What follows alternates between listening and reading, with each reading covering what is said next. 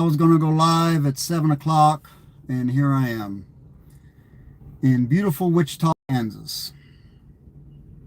So I'm here to answer any questions anyone has or whatever. Excuse the lighting. It's getting dark here. There's not much I can do. I'm going to put my glasses on because I'm blind and I can't see, and I'm talking to myself anyway because, well, there's no one here yet. So we'll just kind of wait.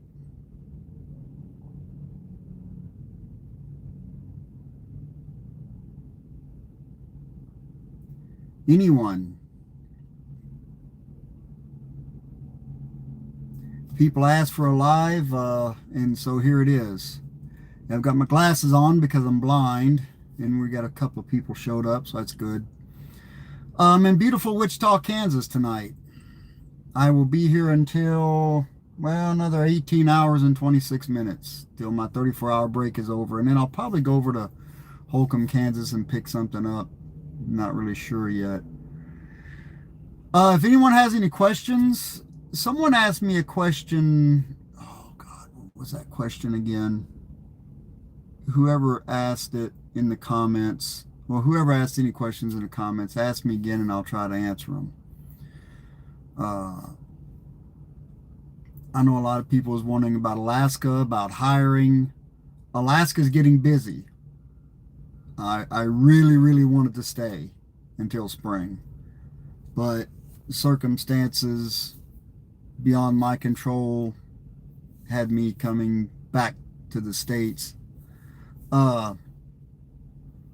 They are hiring. You're not going to go up there and jump right on the Hall Road. I can tell you that right now. You will be able to go up there though and work, and you will be able to follow someone up the Hall Road, and you will be able to get trained on it, and you will be able to go up there, run the Hall Road, run the ice roads. So yeah, I mean, you can do it.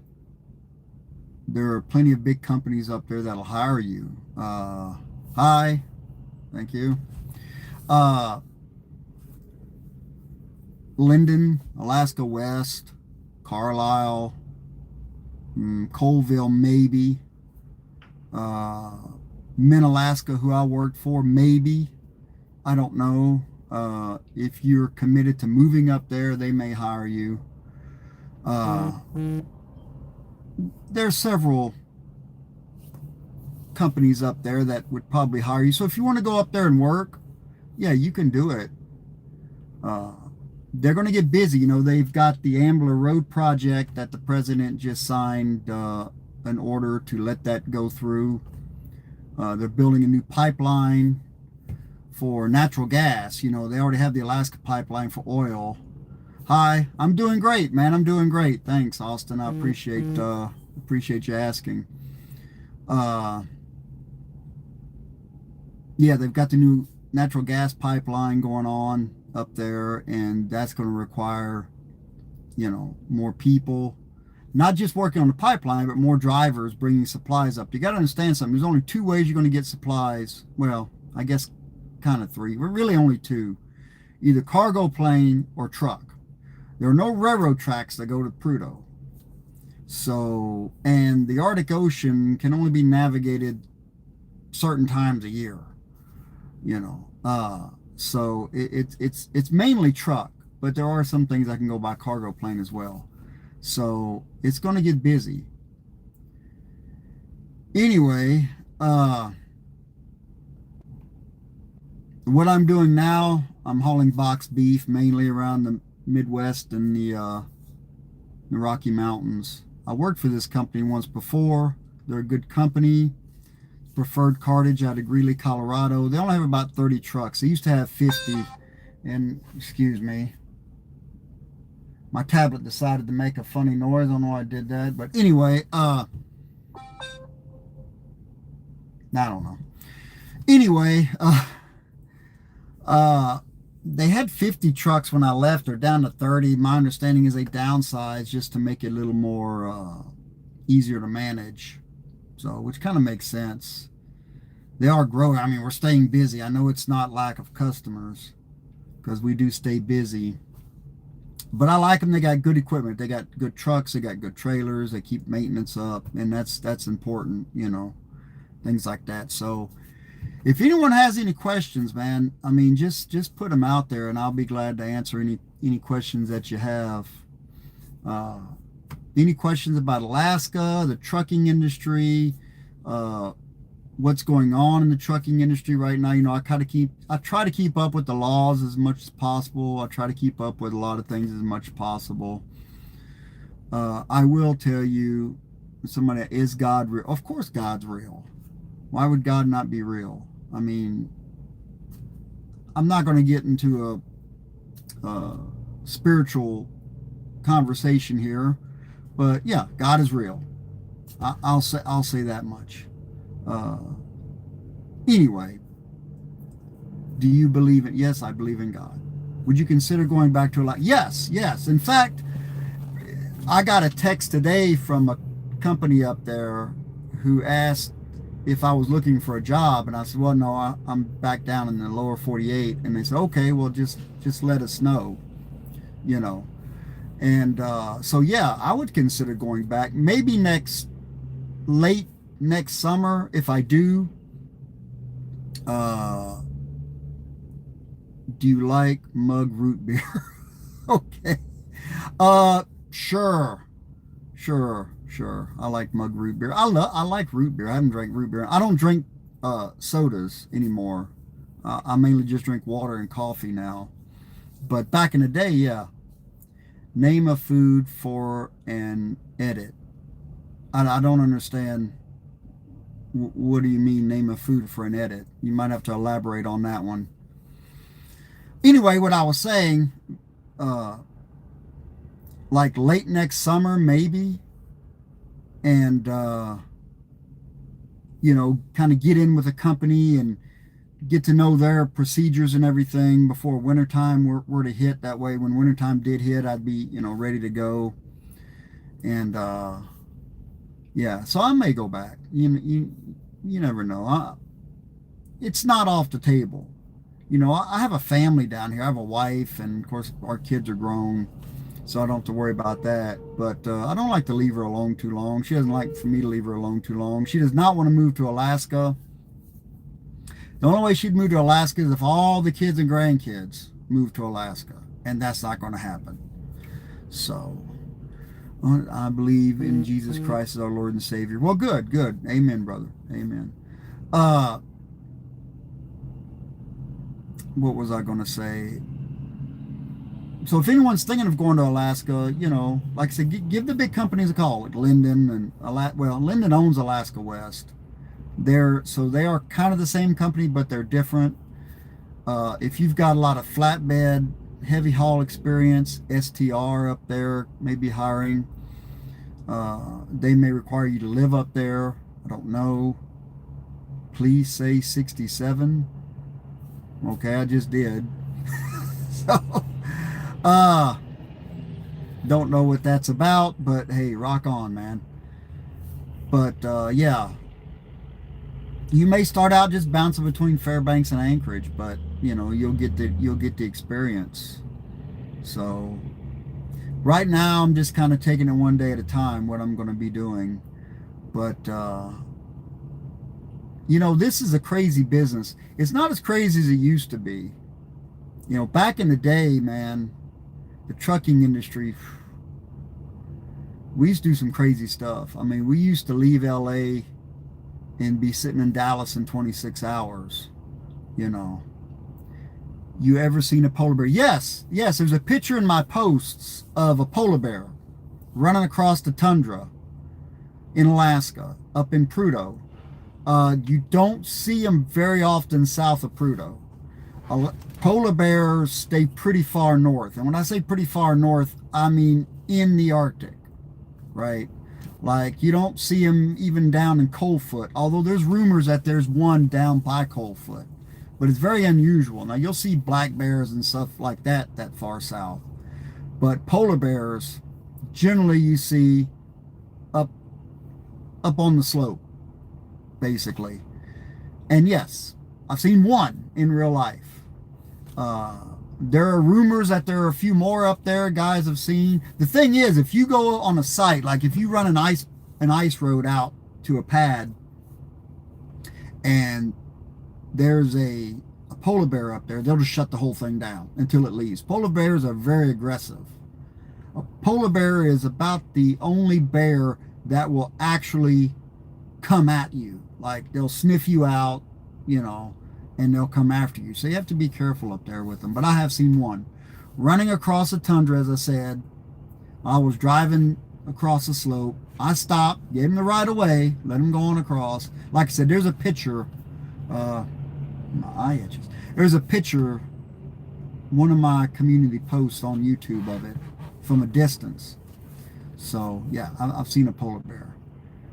The Alaska Highway is really where you see a lot of wildlife. Now you won't see polar bears down there, but you see Arctic bison, you see brown bears, black bears, bighorn sheep, elk, reindeer, caribou. You see a lot of caribou. The Alaska Highway, if you really want a nice vacation, especially in the summertime when the bear are out, you know, take a trip up the Alaska Highway. That's a beautiful, it's a beautiful scenery as well. It's just a beautiful drive. It's a long drive. It was a long drive for me down to Greeley, Colorado, where I started this job, where I left my Jeep. That was a long drive. That was a long, miserable drive in a cramped Jeep. Let me tell you, I was never so glad to get finished with that drive. And that little Jeep has a small gas tank, so it seemed like I was stopping all the time getting gas. It's a lot different in a big truck. Big truck's set up for traveling long distances, so that was a long drive. But anyway, anyone got any questions, like I said, about Alaska, about the trucking industry, anything you want to know? Someone had asked me a question earlier today, and it totally slipped my mind as soon as I went live, and I apologize to that person for that. But if you come on here, remind me of that question, and I'll be glad to answer it for you. I have to get used to putting on my seatbelt all the time, and the seatbelt buzzer going off. Oh, locked axles. That was it. Thank you. Thank you. When I say locking into our axles or turning on the cross locks, we have full lockers on our trucks in Alaska. What that means is we can turn basically the truck into a four-wheel drive. Not the front axles or the steer axles as we call them, but the rear axles, where both axles are turning at the same time. Now you've got what they call an interaxle differential on all trucks, but it's different. Both axles aren't turning at the same time like say a four-wheel drive would. They're just giving you a little extra power when the other ones spin. Full lockers are different. Full lockers, like I said, both axles are turning at the same time. I would not take a truck up the haul road, especially up like Adigan Pass, Ice Cut, the Shell. I wouldn't take it up the haul road, period, without full lockers on a truck. And most trucks up, well, all trucks up there really have what they call the haul road specs done to them, and they can do it through the computer. They turn on the axles, the locked axles, where your axles will stay locked up to 70 mile an hour. Most trucks, like down here in the lower 48, if you turn on your interaxle differentials, or even if you do happen to have full lockers, we had them in the oil field, they shut off at 35 mile an hour. Alaska trucks with what they call the haul road specs don't. They'll go up to 70 mile an hour with the axles locked in. And I know a lot of guys will say, oh, you're going to burn up your axles. Well, number one, you very rarely get to 70 mile an hour on the haul road, bro. I mean, you could do it in certain areas, I guess, but especially in the wintertime, I wouldn't do it. Now, we do use them in the summer in the mud, and I did some videos on Beaver Slide in the mud, and you know, I'm sure a lot of you guys saw that, and it got pretty muddy. And if you didn't lock your axles in, I mean, there are times you have to chain up in the mud in the summertime. I hate doing it, I kind of refused to do it. I did it once, actually, in North Dakota in the oil field. Uh, but yeah, that's what locked axles are. That's what, and thank you for coming on and reminding me. I don't know why I forgot that. I had that on my mind up until I went live, and I'm an old man, you know, so I forget things. But we had full lockers in the oil field in West Texas as well, and I don't know if you could keep them locked in past 35 mile an hour or not. I don't think I ever went that fast. You're welcome, and thank you for reminding me. But that's what cross locks are. They call them cross locks or full lockers, the same thing. And then you have a lot of triaxles up there. Triaxles, you leave one axle locked in all the time, just so you don't. Well, you leave an extra axle locked in, where you have at least two axles pulling. Because if you have a triaxle, you only have one axle pulling. That's a lot of stress on one axle. So you can lock in one, two, or all, three axles, all axles. So most guys will go down the road all the time with two axles locked in, so you don't have just one axle pulling three sets, three axles. I know I'm getting into the weeds, and I apologize for that. But anyway, any other questions, man, about Alaska trucks? I miss my moose lights, man. I miss all my big floodlights in the front, especially when somebody gets in front of me and slows down, and I want to kind of encourage them to kind of speed up, In Alaska, you can kind of flash your moose lights at them, your floodlights. They call them moose lights, so you can see. It gets awful dark up there, so you can see moose or whatever way up ahead of you. It kind of helps to move people along when they kind of get in front of you and kind of slow down a little bit. You can flash those lights, especially at night. But even in the daytime, because they're so bright, they'll blind you. And I'm not trying to blind anybody where they, it's dangerous. I just kind of encourage them to kind of move on, like that. So I miss my moose lights, man. It's getting hard to get used to the traffic. And when I say traffic, I mean traffic all the time. Even if you're out in the middle of nowhere, like across I-80 or something, there's always traffic. Whereas up in Alaska, you can get some traffic around, down around Anchorage and Wasilla, but it dies off. Let's see, I remember the truck coming up the hill at night and saw their light. Yeah, yep, you'll see them, man. They're lit up like a train. They really are. But it gets so dark. Well, think about it. There's no light pollution. Once you're up on the haul road, the only real lights there are is, I have to, okay, well, good. Hey, thank you for coming on, Austin. I appreciate it. Maybe we'll do this again, and I'll see you next time. Have a good night.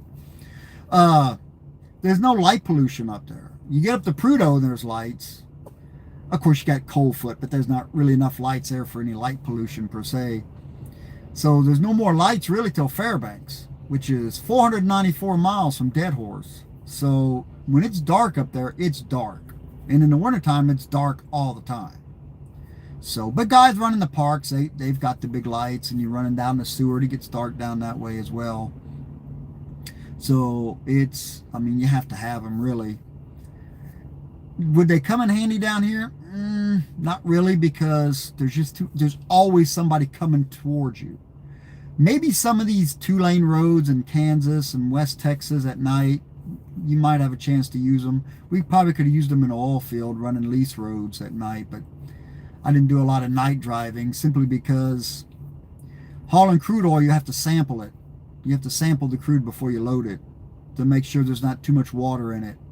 And it's got to be daylight to do that well. You can you got the oil in a vial. You can put a flashlight up to it, I guess, and see if you can see the water in it, but it's really hard to do at night. So, but yeah, I miss the big lights. The traffic's hard to get used to, but I'm getting back into the swing of it. This in Wichita was a drop and hook. I thought it was going to be in live unload, but it was a drop and hook. We do a lot of drop and hook here. So you can stay constantly moving. So even though most of our runs are 3, 4, maybe 500 miles, you're constantly moving. So you can get in 3,600 miles a week. You're bumping your your hours all the time, which is fine. I like to stay busy, you know, because it keeps me from eating out of boredom or whatever, you know. I like to stay busy. So anyway, I'm trying to think of what else. A lot of people have asked me questions about the trucks. The trucks up there, almost all manual, 18 speeds.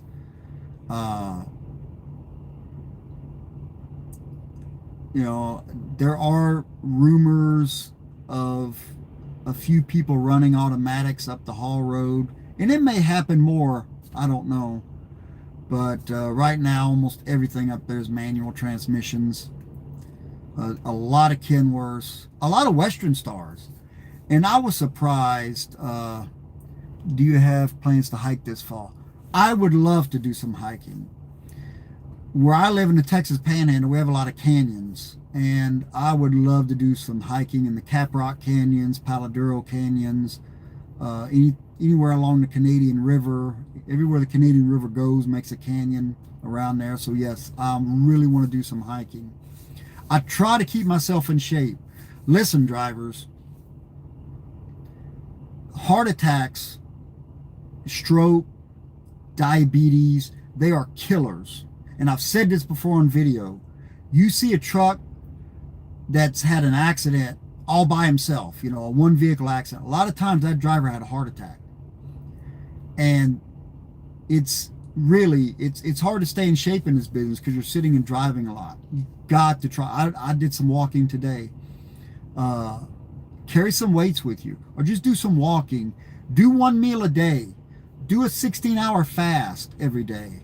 You know, have a small eating window where you eat, and then fast the rest of the day. There's so many things you can do to try to keep yourself in some semblance of shape. I used to work out a lot years ago when I lived in Dallas, and I was going to Albuquerque twice a week, so I had plenty of time to work out, and I'd go to the gym, and it was really nice. It really helped. It helped me. I felt better. It helped with my fatigue factor. I could stay awake longer. I could stay alert more. When I got home, I noticed I'd lost about 10 pounds since I went one meal a day. And I don't starve myself. You know, when I eat that one meal a day, I eat. You know, I mean, I eat a lot of food, but only do it once a day. So, and then I'm good for the rest of the day. And once you train your body that it doesn't have to eat every couple hours or something, you know. Now, if you've got a blood sugar issue, then you can't really do that. My wife had weight loss surgery, so she can't. She's got to eat a lot of small meals a day. But yes, I do plan to do some hiking when I go home. A lot of walking, a lot of hiking. That's one thing I really going to miss about Alaska. There's so many hiking trails. Alaska is very outdoorsy. You wouldn't think so with the weather the way it is, but man, very outdoorsy. And when I went hiking in the mountains, I ran into so many Europeans who come to Alaska in the summer, and they do a lot of outdoor activity. In fact, I think almost everybody I ran into was German. They were almost all Germans. Yeah, I think I was the only American on the trail that day, which is cool, man. You know, it's all good, but I will miss that. It's just so outdoorsy up there. There's walking trails everywhere. There's walking paths everywhere. When I was up in Fairbanks, when I first went up there, I kept myself up in Fairbanks all the time. There's walking paths all over the place in Fairbanks. Now in the wintertime it's difficult up there because Fairbanks can get minus 50 and the snow piles up, and unless you want to walk in, you know, almost knee-deep snow, they will clear the pass off when they can get to them, but their priorities are the roads, obviously. So yes, I'm going to do some hiking, and yeah, but I still try to keep walking and keep myself in shape. I know a 747 pilot flies cargo out of Anchorage, plus he flies a Super Cub out in the wilderness. You know, I used to deliver to the Fairbanks Airport to a airline up there, and everything they use is almost all like 1950s old passenger planes. and they converted them into cargo planes.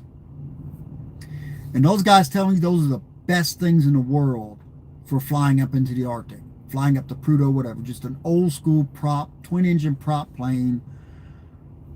And I get it, because I think older trucks do better up there as well. All these electronics on these trucks don't seem to hold up as well. When you get up there in Prudhoe, it can hit minus 80. That's without the wind chill. You know, factor in the wind chill, and you know, you're well in the minus triple digits. So older equipment, it's just better.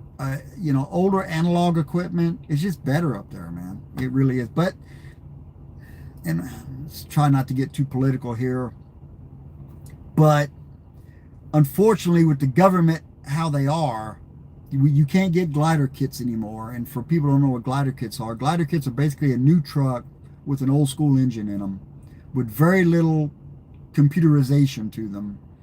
They don't have DEF tanks. And a lot of guys used to buy them because they're just better trucks. They hold up. You know, these trucks with all this technology, it's all great, but it breaks, and it breaks often. And that's why, like this company, they keep their trucks a maximum of about 3 years, and that's it. They get rid of them. So I got to see a DC-3 or G1. I think it was cool. Yeah, I saw a DC-3 there at that airline I was talking about.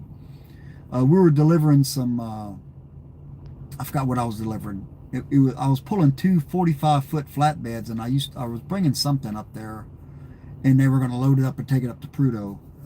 And yeah, they had DC-3s, and yeah, they had some old planes. Like I said, a lot of old passenger planes that they turned into cargo planes. It was pretty wild. But yeah, the older analog equipment just works so much better up there in those kind of conditions, because it's just less stuff to break, you know. And like I said, here 3 years, and then they turn them in because stuff starts breaking. These trucks are throwaway trucks nowadays, and it's really sad. I say throwaway, these trucks are over $200,000, and when it's $200,000 and it's throwaway equipment, that's ridiculous. But unfortunately, that's where we're at because of all the regulations on the equipment made by people who've never even seen the inside of a truck before, and this is what you get. And like I said, I'm trying not to get too political, but I'm just saying it's a fact. I will get political when it comes to the trucking industry, and I'll tell you facts. And I don't care, Republican, Democrat, Libertarian, you know, whatever, independent, whatever. If I think they're right, they're right. If I think they're wrong, they're wrong. You know, I can call out the Biden administration for the stupid things they've done, and I can also call out the governor of Arkansas, who's a Republican, about all these videos we're seeing of the Arkansas State Police pulling over these guys, these non-domicile drivers who aren't running their logbook, or they're driving off duty, and you know, it's they just let them go. They let them go. They wouldn't let us go, American drivers, but they'll let those guys go. New trucks are way overpriced. They are overpriced, but a lot of it has to do with all the crap they have to put on them, right? All the pollution control stuff and all of this. And look, everybody wants to breathe clean air. Don't get me wrong. I'm not, you know, whatever, but I'm just saying. You did a great talk the other day on the 30-minute break. I never heard that thought before. Oh, thank you. The 30-minute break is a waste of time. It's a waste of time. You know, I heard there was a guy who does a YouTube channel out of Canada. I'm not going to mention his name because he's a good dude, and I'm not busting on the guy or anything. But he was talking about that. He said, well, I like taking that 30-minute break. I wish we had that rule in Canada. I'm thinking, well, dude, you don't need a law to tell you to take a 30-minute break if you want to take a 30-minute break. Like, where is this mentality where, like, well, I'd love to take a 30-minute break, but the government's not forcing me to, therefore I can't do it. Really? You can do it if you want. But when I'm going down the road and I've got to stop for 30 minutes and I don't want to stop, I'm in that mode. You drivers know what I'm talking about, right? You're in the mode, man. You got the cruise going or whatever, not a lot of traffic in front of you. You're rolling. You're feeling good. You're feeling alert. You're feeling awake. You got a good song on the radio, man, and everything's right, and you look down at your tablet, you know, at your electronic logs, you're like, dang it, I gotta stop, take a 30-minute break. Just throws everything out of whack. Guys sit up on the fuel island, and I understand it. You pull off the road, you got to get fuel, and you've got about an hour before you got to take your 30-minute break. And you say, I just want to knock that 30-minute break out, man. And I'm going to sit here, and I know it's not right, but I get it. And it just clogs up the fuel islands. That's all it does, clog up the fuel islands. I can't talk. I don't hear many truckers talking about broker transparency. What's your opinion about that? You know what? A lot of these brokers know that a lot of these drivers are illegal. They don't care. It's all about that, right? And look, we all like to make money. I'm not one of those kind of guys that all this company wants to do is make money. Yeah, I hope the company I work for makes money, because if they don't, they're going to go out of business. So I have no problem with that. But these brokers, we don't deal a lot with brokers here, because we don't deal hardly with brokers at all in Alaska. Broker is, you just deal directly with the customers in Alaska. Here, we don't deal with brokers very often. We have our own customers. I've dealt with brokers. I'll tell you a broker story. You want to hear a broker story? I picked up a load of frozen bread in the Atlanta area. I think it was Norcross, Georgia. I had 2 stops. I had one at the Save-A-Lot in Hammond, Louisiana, and had one at the Save-A-Lot warehouse in Fort Worth, Texas. Right? So I pick it up. The guy says, yes, frozen load, so you got to run it, I think, at -10. So I call the broker when I get loaded. Yeah, I'm loaded. I'm heading out. Okay, you know, well, whatever. I get down to Hammond, Louisiana. I get backed up to a door. The broker calls me. He says, are you unloaded over there yet? I said, no. He said, what's your temperature reading? I said, -10. -10? -10? You've ruined that load. Then he commences to tell me, you know, shit runs downhill. It's going to be your fault. You're going to be charged for this. It's going to be your fault. Your fault and your company's fault. You just ruined that load. Have they unloaded you yet? I said, no, they hadn't unloaded me yet. I said, I'm in the door. Yeah, they're not going to unload you because you've ruined the load. I said, whoa, wait a minute. I said, before you continue cussing at me, why don't you call the shipper and ask them what they told me to run this load at? And then he said, yeah, I'm about to do that right now. Bye. And he hangs up, right? About 10 minutes later, he doesn't call me back. One of his underlings calls me back and says, yeah, about what they were saying about that load. Yeah, don't worry about it. You got it at the right temperature. I said, oh, did you call the shipper? He said, yeah, we called the shipper. And they said, yeah, this is a frozen load. Normally what we get out of there is just perishable. It's not frozen. But this was a frozen load. I said, oh, so your boss didn't have the cojones to call me back and apologize. He's got you calling me back, and I'm still not getting an apology from you. Well, you know, we just didn't. I said, well, why didn't you just call the shipper to begin with, right? But it was TQL. You guys know TQL, right? Right? TQL. 3 times a day, they'll call you. It doesn't matter if you're sleeping. They'll call you. Every time they change shifts, they would call you. Now, all these trucks have GPS on them now. They could call my boss and find out where I'm at. Nope. Let's call and wake this guy up. And they got to know they're waking you up because they call you morning, noon, and night. So if you're running overnight, you're sleeping in the morning, they're waking you up. If you're running during the day, they're calling you at night and waking you up. But it's all about safety, right? It's all about safety. I don't have a lot of love for a lot of brokers. I've dealt with some brokers that are good, but I haven't dealt with brokers personally in a long time. So I can't talk too much about them, except they've been very unregulated for a lot of years, and that needs to change. That needs to change. All I can say is if you have a small company, trucking company, do your best to deal directly with a customer. Try to cut out the brokers. And let's see what it is. I don't see how you do it, Robert, with all the crazy drivers on our roads. I can see why you like to drive at night. I would be the same. Yeah. I had a guy yesterday, and I didn't have the video on. I come out of the plant where I was loading in Iowa, 2-lane roads, 55 mile an hour. And I was doing about 60, right? And a car comes right up the back of my trailer and double yellow line on a hill and tries to go around me. And here comes a truck coming the other way. He backs off and falls back in behind me. Let me tell you something. If you're going to pass me on a double yellow line on a hill with oncoming traffic, that is between you, the oncoming traffic, and Jesus. Has nothing to do with me at that point. I'm not running my truck off the road. I'm not going off in a ditch for you. I'm not going to kill myself for you. If you're that big of an idiot, that's between you, that oncoming vehicle, and Jesus. Whatever the other two wants to do. And some people may say I'm being mean or cruel or I shouldn't be that way. It's unprofessional. I am not going to hurt myself, my truck, or the freight I'm hauling because you are so impatient. Because let me tell you something. If you're behind me on the highway, I'm either doing at or above the speed limit. I don't poke along. You know, oh, speed limit 65, but I'm going to do 55 for safety. It's a speed limit 65. You can bet I'm doing at least 65. If it's 55, I'm doing at least 55. Do I want to do 55 if I like that road? There was no reason for that road to be 55. It could have been 65, but it was 55. And I don't need any speeding tickets. So I try to stay within 5 miles of the speed limit. I've learned you stay within 5 miles of the speed limit, most cops won't, look at you twice.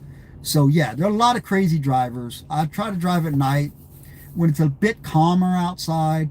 Plus, I got into that when I was bouncing between Dallas and Los Angeles back in the day, back in the 90s, because in the summertime between Texas and California, it's hot. You're running across between Dallas and LA, most of what you're driving across is desert. And it's hot, 105, 115, and it's hard on tires. It's hard on tires, it's hard on bearings, it's hard on engines. Best time to run that is overnight. You get out there after the sun goes down and the asphalt cools down a little bit. You can open it up, and back then we had wide open trucks. So I mean, we were running. I'll just put it that way. We weren't crawling down the highway. I can tell you that. And that's the best time to run is at night. I was really impressed how strict the oil companies were about breaking the speed limit line. Yeah, they are very strict on the slope. Let me tell you something. I'm going to tell people something who maybe have a negative view of the oil companies. I'm not saying they're perfect. I'm not saying that they don't do bad stuff sometimes. Everyone does bad stuff sometimes. But whether it's the oil companies in West Texas, when I was driving an oil field, or driving an oil field in North Dakota, or driving an oil field in Alaska, they are very safety conscious. They're very conscious about spilling anything on the ground. Oil companies do not like to spill oil. I don't care what the environmentalists try to tell you on TV, who have never actually even been at a tank battery or a drilling rig or an oil refinery. They do not like to spill oil. Hi, Nancy, right? Hi, Nancy. And they are very safety conscious. And if you get caught speeding on the slope, I think it's $1,000 fine to you and your company. And they can bar you from ever going back on that property again. And if you get barred off the slope, I mean, basically you're useless to your company at that point. I mean, I guess you can go in and out of Dead Horse, and there are a lot of guys, that's all they do. But even the guys who just go to Dead Horse, every once in a while they have to go up to Capark, which is on the slope. Anybody who's been on the slope knows where Capark is. And you can't do it. You get barred. That's all oil field property. Once you get out of Dead Horse, that's all oil field property. So yes, they pretty much tell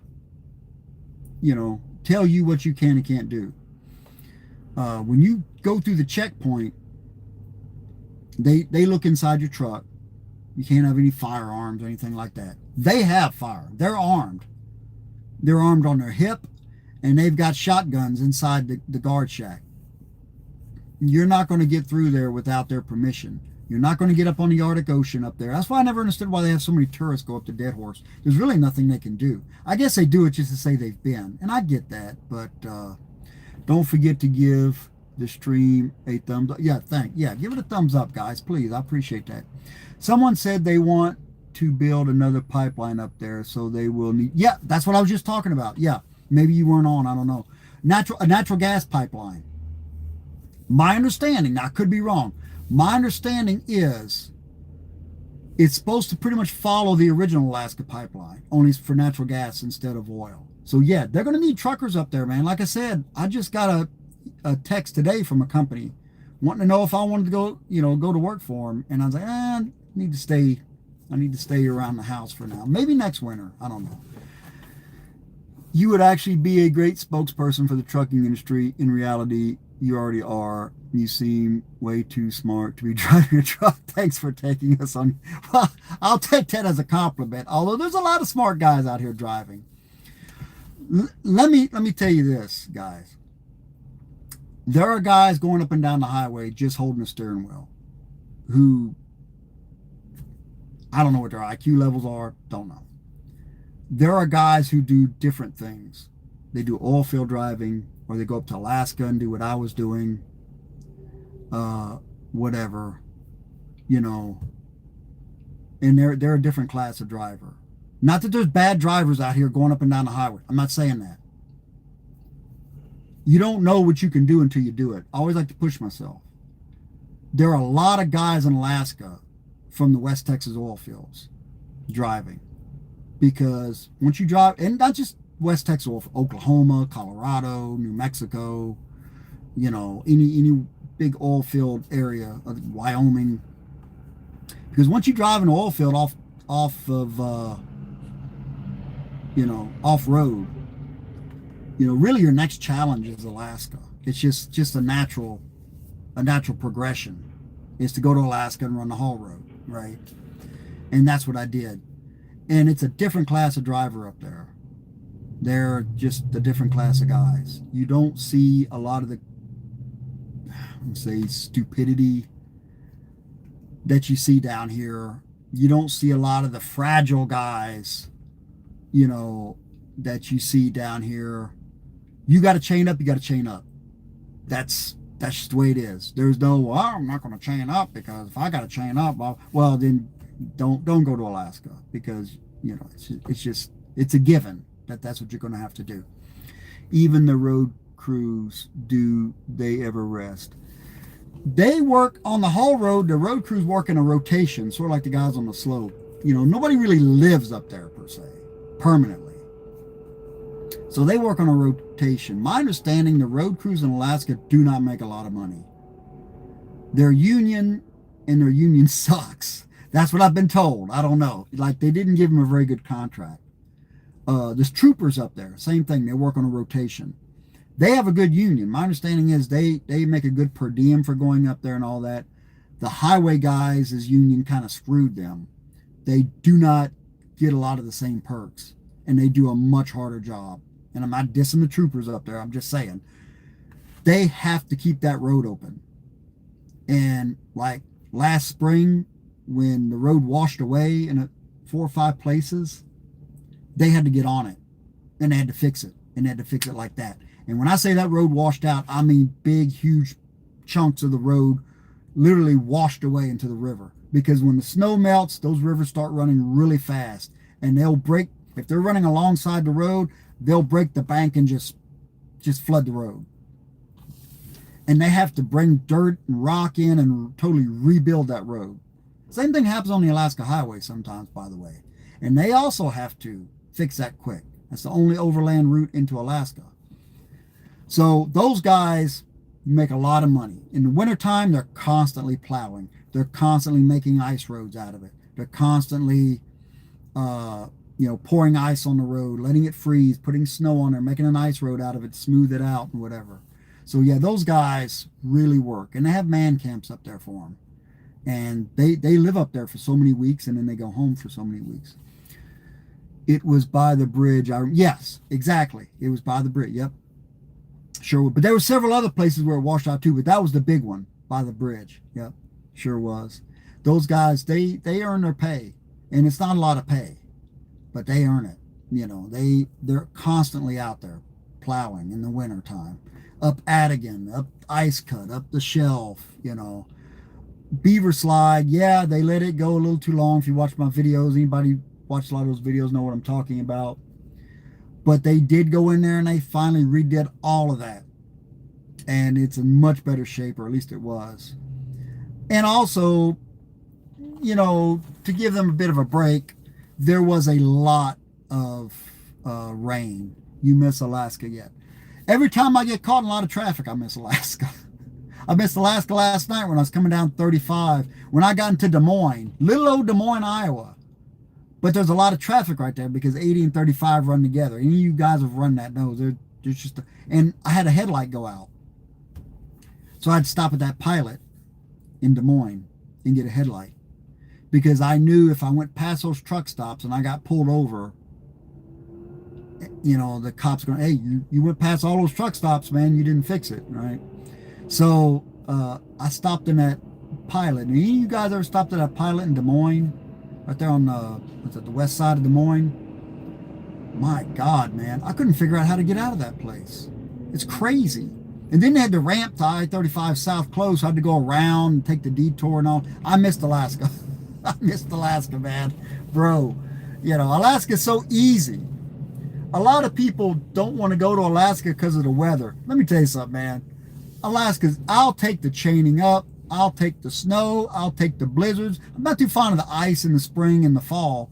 But, about January, when it's minus 40 outside and that road, that snow is just powder. And it's like just driving across dirt. Hi, Tony. Yeah, it's a lot. I'm not going to say it's not stressful. Obviously, it's stressful. It's stressful spinning out halfway up a hill and then sliding backwards and wondering if you're going to go off the mountain or if you're going to hit the side of the mountain. And you try to go to the side of the mountain. And that's why you don't have seatbelt buzzers in your trucks there, because a lot of places you don't run with your seatbelt in case you have to bail out. So, it is stressful, but it's a different kind of stress. It's not like idiots on the road. It's stress that you personally have to deal with. It's not stress from someone else doing something to you.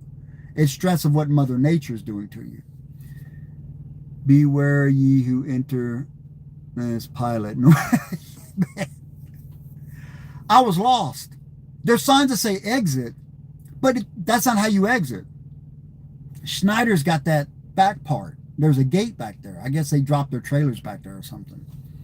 So, and people are parked everywhere. And that's another thing. Down here, once the sun goes down, that's it. That's it. You can forget about finding a place to park.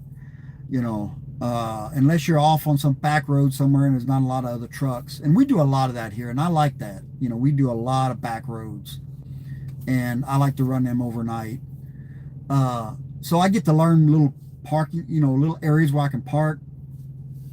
Plus, we go to a lot of the Tyson IBP plants, and I can park there or whatever. Park at a yard over in Garden City or something. But like here, this is a nice Love's. I'm at the Love's here in Wichita. Any of you guys ever been to this Love's? Man, it's nice. It's pretty new. And it's nice. I just took a shower. Trucks with skeletons on them. Yeah, you see those guys. It's that time of year, right? So were you a four-wheeler on the way back to Texas? I was a four-wheeler, yeah. I went from Palmer, Alaska to Greeley, Colorado. I left my Jeep in Greeley because I've got a pickup at home and my wife's got a car. So I just leave it up there for something to drive around in.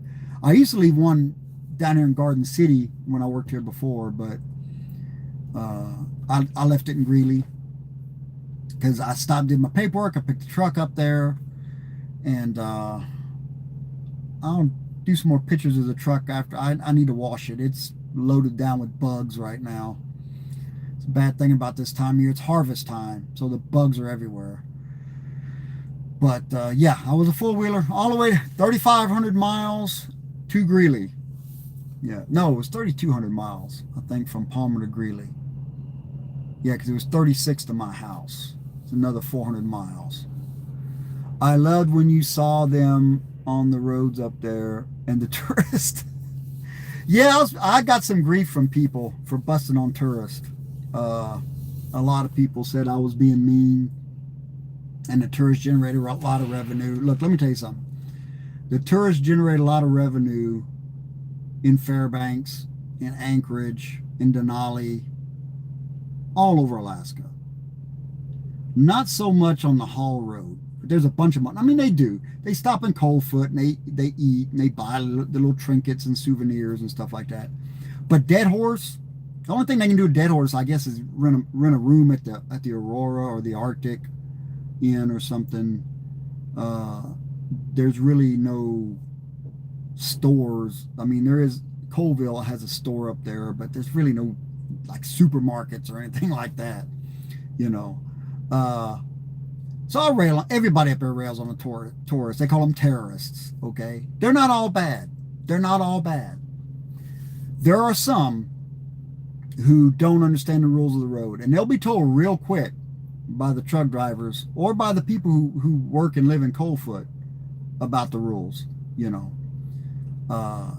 You don't go blasting around somebody on the and throwing gravel up and rocking their windshield, as they call it, you know, cracking it. If I'm stopped and you're behind me, you need to stop because I'm stopped because another truck's trying to pull the hill, and that's just what you do. You know, just little rules like that. You can tell the tourists that go up there a lot and they know the rules of the road. They get over on the side and stop and let you go by them or whatever.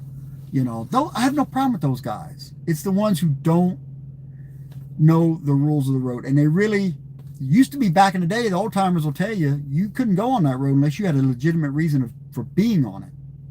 But now they let anybody up it. It is a state highway.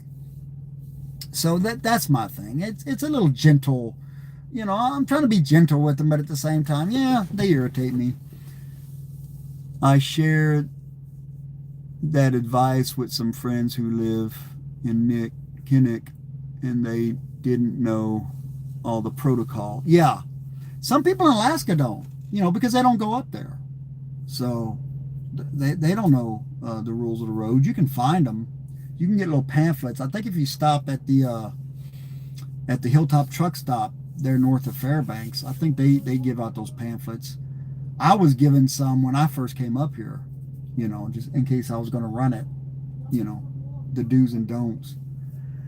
You gotta run, keep it between the ditches, brother. Looking forward to more of your videos, some of the best. Thank you. I appreciate that. I really do appreciate that. Thank you. My videos are raw. I mean, I don't edit them really. I'll start and stop them, but I don't edit them.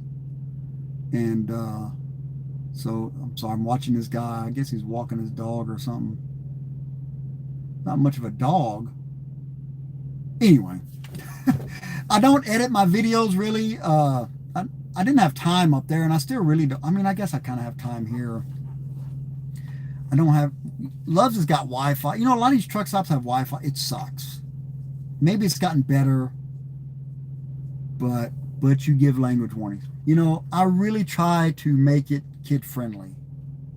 Now, the one I did on the Denali Highway, a lot of people liked when I was talking to my buddy Stan, and he was telling the story about driving the ice roads, and he was telling the story about the caribou getting killed off by the state, and people loved that video.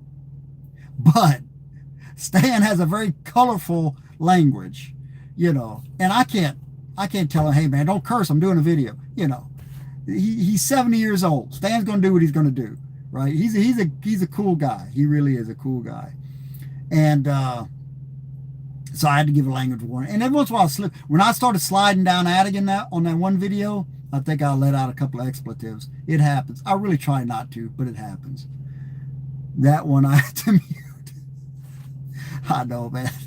But I had to post it because so many people loved his stories, you know. So I'll be honest, if I could have got him on video again, I would have done it, and I'd have given you another language warning. You know, you do really well. Thank you. I appreciate that very much. I really do. I try, but it's going to slip out, and when it does, I try to give a language warning. But I'm trying to break the stereotype of a lot of these drivers who either just don't care or they just don't have a vocabulary, and all they can F this, F that, F this, F. You know, I mean, come on, man. We don't really... Look, I'm no saint. I'm no prude, okay?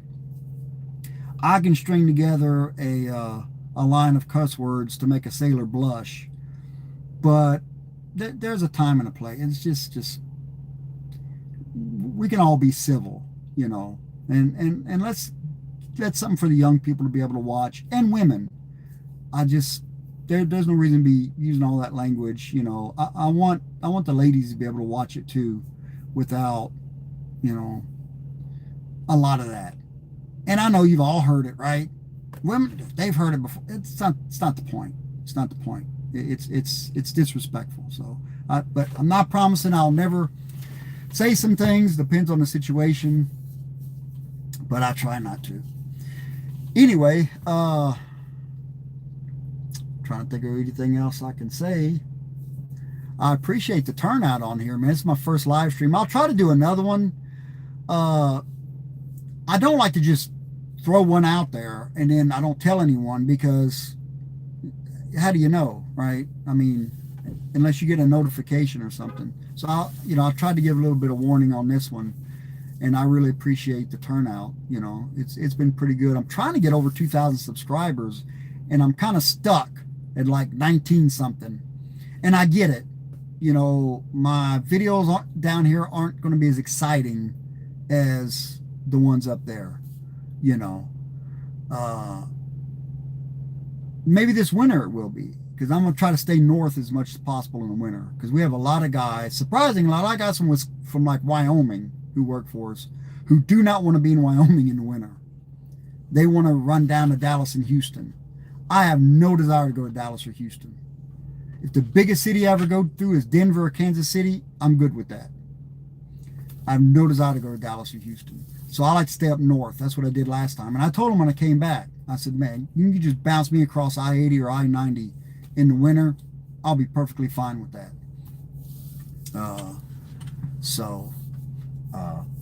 I get that these videos aren't as exciting, and, you know, to those of us who go nowhere, this is never boring, really. Well, thank you, and I appreciate that, too.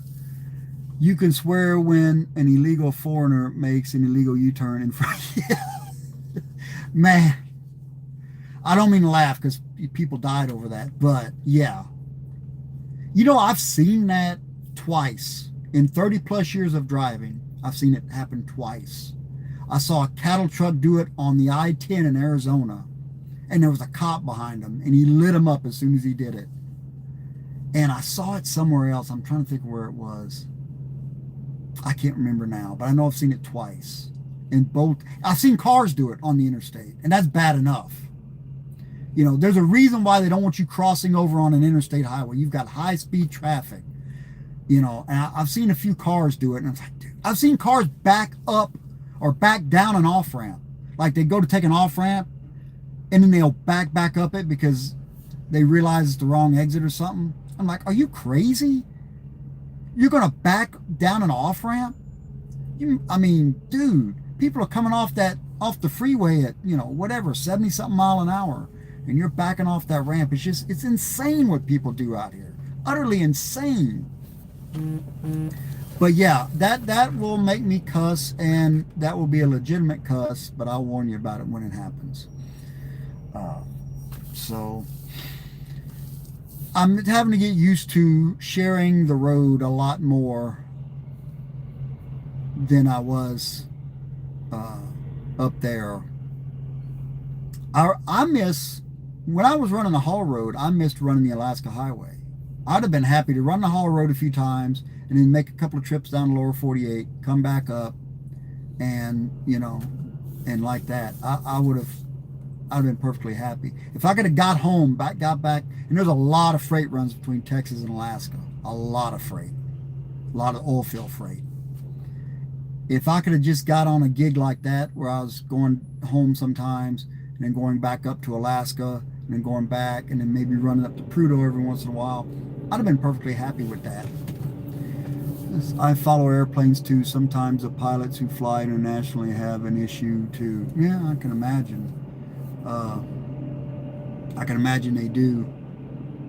I don't really follow airplanes too much, but I love those old vintage airplanes. And when I'd go to the airport, and I saw those old planes, and I asked the guy about them. He's like, and that's when he's telling me, oh yeah, man, they're the best thing for flying up into the Arctic.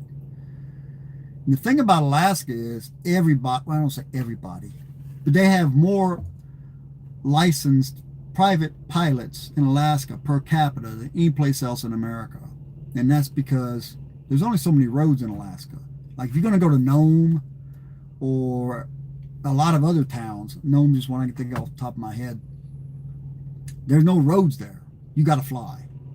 You got to fly. This guy's going to make a U-turn, right? I don't think you got room to make that U-turn, bro. Yeah, don't try it. Anyway, so a lot of people fly in Alaska.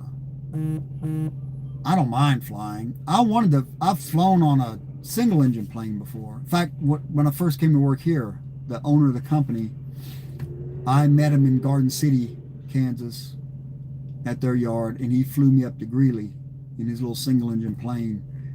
That's an adventure. If you've never flown on a small plane like that, it's a totally different world than a commercial airliner. That was something. I wanted to go to Australia after Alaska. I wanted to drive the road train, and I'll probably never get over to Australia. But I'm going to say this: I got to follow the Iditarod race for a while in a small plane. Oh, there you go. Okay, well, that was cool.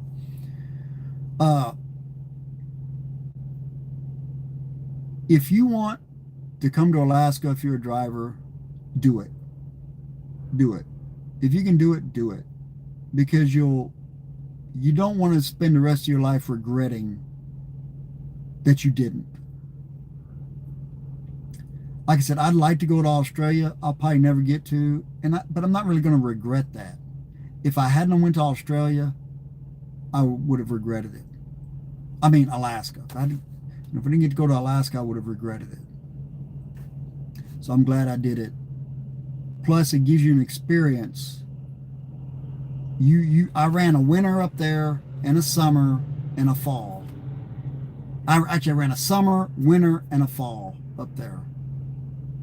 Summer, winter, summer, fall. Yeah. And you spend a winter up there and a summer up there. There's nothing that you can't handle in the lower 48. All right. Well, I say that. Traffic. But seriously, there's nothing they can throw at you down here that you can't handle. So if you want to go. Do it. Do some research. It's so much easier with the internet now. You can do online applications. It's so much easier. After you mentioned it, I looked up those truck trains. That was interesting. Yeah. See, in Alaska, you can do like a 53-foot trailer and a 40-foot or two 45-footers. So they got some pretty long combinations, and I pulled a lot of them. But Australia, yeah, with the road trains, I would love to do that, at least for a season, in the outback, with very little traffic. That would be great. That'd be heaven. The only thing that would keep me from going, well, it wouldn't keep me, but it would make me hesitate, is they got those big spiders. And I don't do spiders, man. Don't do them. Don't like them. We got tarantulas in West Texas. I don't, So, I want to drive trucks now, and I'm way too old. I don't know. How old are you? How old is too old, man? I mean, I'm 56, and I still get phone calls from companies wanting to know if I want to go to work for them. Not that I'm anything that great or anything. I just have a lot of experience. And Huntsman spider, yes, thank you. Oh, God. Everything in Australia will kill you, man. But yeah, those Huntsman spiders, dude, I can't, I just can't, man. Like I said, we got tarantulas in West Texas, and that's too much. We got camel spiders now because, they've been brought over. Now, they do have some spiders in, 86? Yeah, maybe so. I don't know. I'll never tell anybody they're too old or too this or too that to do anything, because I don't want to ever tell anyone they can't do something. I mean, look, we all have our limitations, right? There's some things we can or can't do. But I'm not going to put that on somebody. I'm not going to say, well, you can't do that, you're too old, or you're too this, or you're too that. Are you too old? I don't know. 85 is not what it used to be. You know, I'm 56, man, and I don't look or feel as old as my dad did at my age. So, you know, it's all relative. But anyway, yeah, those huntsman spiders in Australia. Now, we got a lot of stuff in West Texas that'll kill you too. You know, we got rattlesnakes and, you know, whatever. We got those big giant centipedes that look like something out of a horror movie. Now, they won't kill you, but they will sting you or bite you or whatever the hell they do. I got stung twice while I was home by wasps. I don't know why the wasps love our property so much, but for some reason they do. I'll be glad when it gets cold and they go away for a while. One good thing about Texas Panhandle is it does get cold, and you know, it kills most of that stuff off for a while. Yeah, you're welcome. Like I said, I'm not going to ever tell anyone they're too old to do something, because we may have to modify our dreams a little bit, but if you have a dream about doing something, let's say do it. If you want to go through a school and get your CDL, maybe you'll never work for a big company, but you went through the school and got your CDL. You know, no one can ever take that away from you. I never was a believer in telling someone you can't do that or you shouldn't do that. Is there certain things we actually cannot do? Yes. I would love to go into space. I'll probably never do it. I say that, but maybe by the time I'm 80, you know, there'll be space tourism. There is now, but it's too expensive. Maybe by then it'll be cheap enough I can afford it. I don't know. So maybe I'll get to do it. I don't know. I'm not going to say I'll never do it, but who knows? So yeah, I'll probably never go to Australia. But I'm not going to say I'll never go. I'll just say I'll probably never go. But if I ever got the opportunity, I would do it, at least for a year. And you know, that's something they wouldn't be able to take away from me. And that's the whole thing, man. So yeah, I'm getting acclimated to the lower 48 again. It's amazing how, I guess you could say, feral you get in Alaska. I'm probably going to trim this down to back to regular civilized man look eventually. I'll always have a beard. Usually it's close to my face. You know, it's usually not this long. So driving a shuttle in orbit at 80, complaining about space tourists, yeah, that's probably what I'll be doing. I'll be space trucking like the movie, complaining about the tourist at the space truck stop or something. You know, yeah, that's probably what I'll be doing. Dang it, used to be nobody up here, now it's full of tourists. Yeah, that's probably what the shuttle guys will be doing, right? When we have tourists in space, they'll probably be complaining about all the tourists up there clogging up the space stations or whatever. Exactly. That's funny. Yeah. I have followed truckers since 2019, so I know how to strap down loads, check tires, back up the truck so your trailer is hooked on, and I love learning things. I check to see if you trimmed it. If I trimmed it, I'm not sure what you mean by that, but it's good to that's cool that you're watching. You know, you're interested in it, and you're watching. So I mean, a lot of it is just painting. You know, some stuff you can learn from YouTube now, man. There's a lot of stuff I've learned to do off YouTube. I will give some advice to any drivers out there. Not that I'm the greatest in the world or anything, but the beard. Oh, I checked to see if you trimmed. Oh, the beard. Okay. No, not yet. You know, I was going to when I went home, And I asked my wife, and she's like, I don't care. You can trim it or keep it. And I don't know, man. I might keep it. You know, I just washed it good earlier today, so it's kind of a little, looks a little, it's not as poofy as it gets sometimes, but I may do it. That's how you look. Yeah, YouTube. You can learn a lot from YouTube now, man. You really can. That's part of what I'm trying to do here. That's why I try to get subscribers. And it's like I've said several times. I'm not on YouTube. I'm not going to get rich on YouTube. I don't even have ads. If there's any ads on my videos, YouTube put those on there. I didn't. Now, I'm not going to say I'll never have any ads on there, but right now I don't, because the ads on YouTube drive me crazy. But there's a rift between truck drivers keep until Christmas dresses. Yeah, I've thought about that, or St. Patrick's Day, because I live in Shamrock, Texas, and we have a big St. Patrick's Day parade. So I'm thinking of dyeing it green maybe for St. Patrick's. So I may keep it till March. I don't know. We'll see. But anyway, there's a pretty big rift between truck drivers and non-truck drivers, and a lot of it is because they just don't understand what we do. You'd be surprised how many people think that this is just one big Smokey and the Bandit movie. We're just driving up and down the highway for our health. It's like, no, we're delivering things that you ordered or that you buy in the grocery store. And I'm trying to get that out to people. That's why I love that truck drivers watch the videos.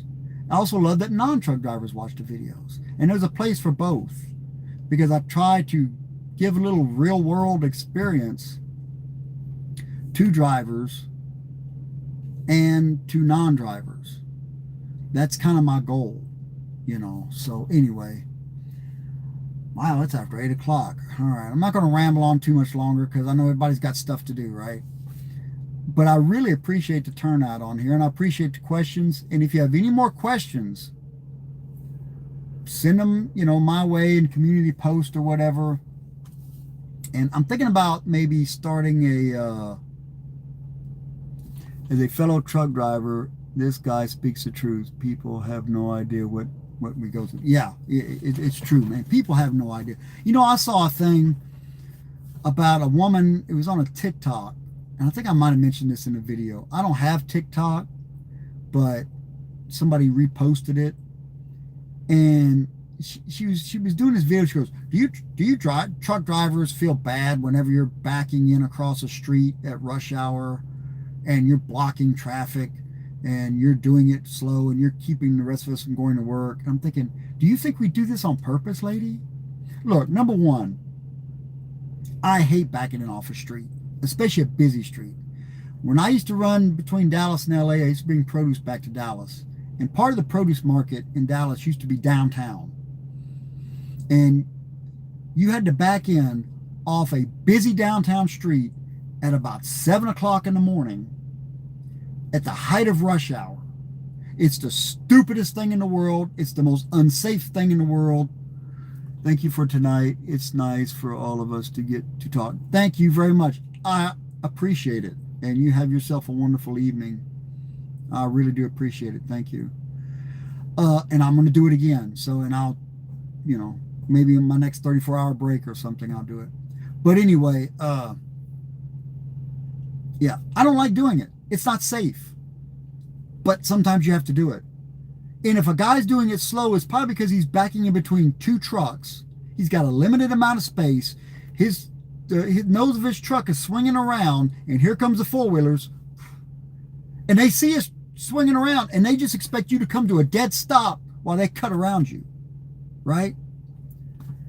Well, so now I've got to stop to wait on you, so now it's taking me even longer to back in. I get it. And some guys, you know, some of the drivers haven't been driving very long. It takes them longer to do it. I get it. But if you drive that road every day to work, you know that you're going to come up on that spot where trucks are backing in. So, I don't know, leave 5 minutes earlier, right? And a lot of times it depends on the day of the week.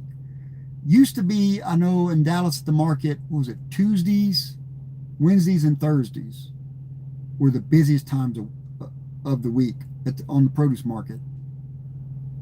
Because guys would get loaded over the weekend, they'd get there on a Tuesday, or guys would get loaded on Monday, they'd be there on a Wednesday, Our guys get loaded on Tuesday, be there on a Thursday. And so those were the busy times. And if you run that road every day, you know that. So, I mean, I'm not trying to be an a-hole or anything, but leave earlier, you know? I mean, I get it, but people think that we're just purposely out there blocking them, you know, just because we think it's funny. I don't think it's funny. Look, I don't like it. If I were king for a day, I would outlaw every business from ever having docks where you have to back in off the street, off a busy street, or if you had the blind side in. I would outlaw every one of those docks. Cisco in Anchorage, you had the blind side in, or you had to back out, turn around outside their gate, and then back in their gate and back. That's usually what I did, because I had a long wheelbase truck. I couldn't make a U-turn in there, and the docks are on the right. That's great if you're in the UK or Ireland or Australia. Why they build stuff like that, I don't know. It just makes it you're just asking for accidents, right, when they do that. But they do it. And so, yeah, I really would like to educate the public on what we do, why we do the things that we do, and things that may not make sense to you that make total sense to us. And the regulations, you know, I fight against the illegal drivers out there who are dragging down our rates, you know, and we can get into that at another time probably, because it's, you know, 8:17. I'll say this, Jeff Bezos, you're gonna have to go up on your rates, bro. Amazon, you have to go up on your rates. They're the same kind of people that think we don't need farmers because we have groceries. Exactly, it's the same people. The same people, you know. Why is that tractor going down the road? Well, he's going to his other field, you know. That's how you eat. That's how you eat. They grow it, we deliver it. That's how you eat, right? I've sat many a time in California waiting on a load of strawberries because they had to gas them before they could load them, or lettuce. They had to wash it. Sweet corn, whatever, just came out the field, right? That's how you eat. Boxed beef, which I haul a lot of that here. That's how you eat. So, have you run into reserve parking and truck stops? I don't get it. I know it's money, but good. Yeah, Love's doesn't do it. We just fuel up at Love's most of the time. They don't do reserve parking, but I've seen it. Here's my take, and it may be unpopular to some truck drivers. It's private property. They can charge if they want to charge. There's nothing you can do about it. Do I like it? No. Would I take that right away from them? Also no, because it's private property and I'm not going to do that. This whole parking club thing, there's a big controversy of that. You guys heard of the parking club? Supposedly they take what used to be free parking spots, they take them over and then charge you for them. I don't like that, but I don't know enough about the parking club to really say too much. That's why I haven't really said too much about it. But I hear more and more of them advertising on social media. So I don't like it, but I understand it. Look, we've all done this, right? We've all gone into a truck stop, parked, went to bed, got up, left. Didn't spend a dime. Now, we may go back the next week. We may spend $700 in fuel there. But there are sometimes we'll go in a truck stop and not spend one penny. And they've got cost. I get they've got cost. So I don't like it. I kind of understand it in a way, but I don't like it. I don't know what else to say, man. It is what it is. It's private property, you know. If I had a lot of property along the interstate, I would let drivers park for free. You know, what kills me, this is what kills me, right? A city will build a big industrial park, big wide streets. There's nobody going down here but trucks and the people who work in the warehouses. That's it. They'll have these big wide streets and they'll put no parking signs all up and down it. All up and down. No parking, no parking. Perfect place for drivers to park. Now Europe is different. A lot of what they call the industrial estates, as they call them, that's where truck drivers go to park. Whether they're delivering there or not, they'll go there and park because they can park there. Why in the United States we do that, I do not know. If you're going to build a big industrial park, and you're going to build these big wide streets, make that where drivers can park. I have seen a few limited areas where they actually have signs on the highway telling you there's truck parking, and you get off there and that's what it is. It's a street, and that's fine. That's all I need. I've got a refrigerator. I've got a microwave. I carry all food and water. I'm perfectly self-sufficient.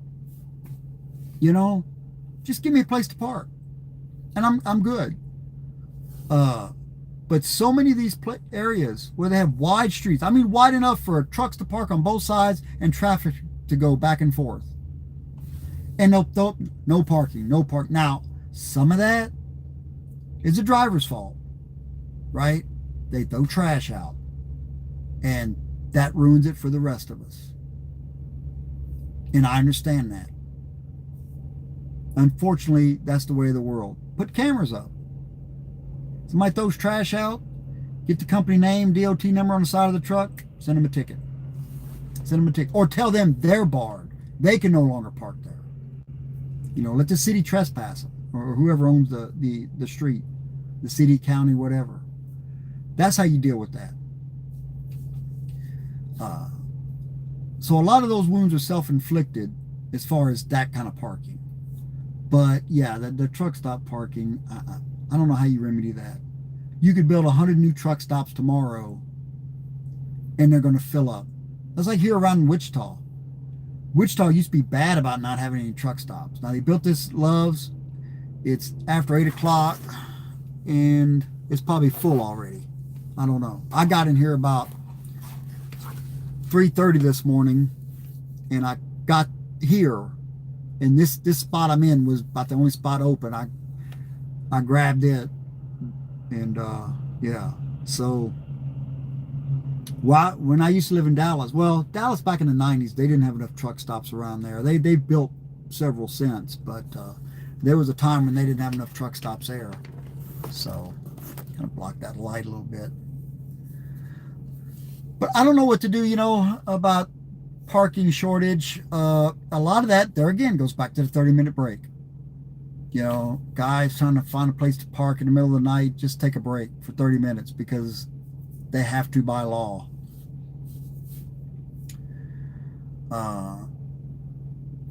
Paper log, you know, electronic logs.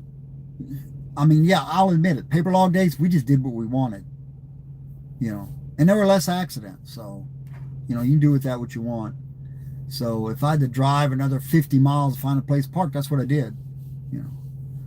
Or if I was driving and it was about 10 o'clock at night, depending on what side of the country I was on, I just pretty much figured that I'm going to be driving till at least 4 or 5 in the morning because I'm not going to find a place to park until the other guys start coming out of the truck stop. You just got to put that in your head. Back, you know, now you got the electronic log screaming at you. You're kind of at its mercy. So anyway, it's almost 8:30. I'll go ahead and end this, I guess. I really appreciate the people showing up and asking the questions, and we'll try to do this again soon. And yeah, I really appreciate it. You know, you guys showing up for me. I appreciate the likes. I appreciate the subscribing. I appreciate the comments. I appreciate y'all sticking with me, even though I'm not doing the exciting Alaska stuff anymore. But it's going to get exciting up here this winter, or down here, I should say. And I'm going to try to tell some more stories and maybe give some more advice to some younger drivers, and whatever questions you have about Alaska, you know, or Canada. I've done a lot of Canada. They used to haul explosives out of Canada back up to Alaska. That was interesting. I'll try to do a lot of those stories. So thank you very much, very, very much for participating, for showing up. You guys rock. and I really appreciate it. And I'm going to call my wife and see how she's doing before it gets too late. And then I'm probably gonna, I don't know, I've already eaten for today, so maybe I'll go to bed. Have a great night.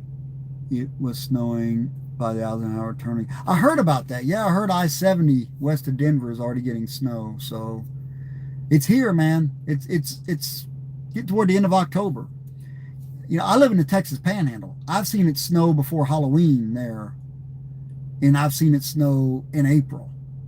So, you know, anything north of there, I mean, yeah, it's after you know, it's getting close to November. I'll tell her that yeah, my YouTube friends said hello. I appreciate that. Thank you very much. You're very nice. I appreciate it. All right, that's it. I'm going to get out of here. Everybody's got stuff to do. You got to go to work tomorrow, right? You got stuff to do. Thank you very much. And I'm going to try to do a video soon. And we'll see you next time. Thanks, guys.